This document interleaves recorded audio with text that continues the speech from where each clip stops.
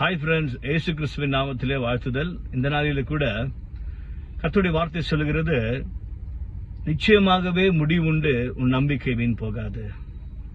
பாருங்க, இந்த உலகத்துல எல்லாருக்கும் ஒரு நம்பிக்கை உண்டு. சில நேரத்தில் பணத்தின் மீது நம்பிக்கை, சில நேரத்தில் தன்னுடைய அதிகாரத்தின் மீது நம்பிக்கை, சில நேரத்தில் நம்முடைய தாளந்துகள் மீது நம்பிக்கை, நமக்கு இருக்கிற இன்ஃபுளுன்சஸ் மீது நம்பிக்கை, நமக்கு சுத்தி இருக்கிற நம்ம சர்க்கம்ஸ்டன்ஸை பார்த்து ஒரு நம்பிக்கை நமக்கு வரும். ஆனா கர்த்தருடைய வார்த்தை சொல்கிறது, நம்பிக்கை இல்லாத நேரத்திலையும் நம்பிக்கை கொடுக்கிறது தான் நம்ம இயேசு கிறிஸ்து. ஆமென்.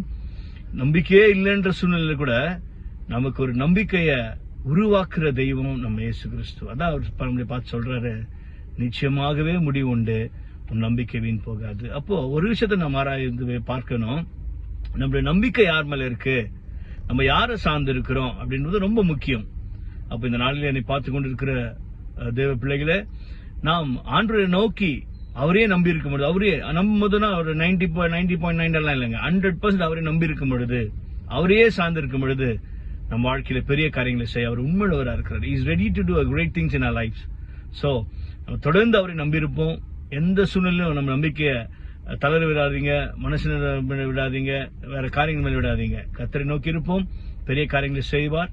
நம்ம நினைக்கிற காரியம், நம்ம வேண்டுகிற எல்லாவற்றையும் செய்ய அவர் உண்மையுள்ளவராக இருக்கிறார். Have a blessed day. God bless you.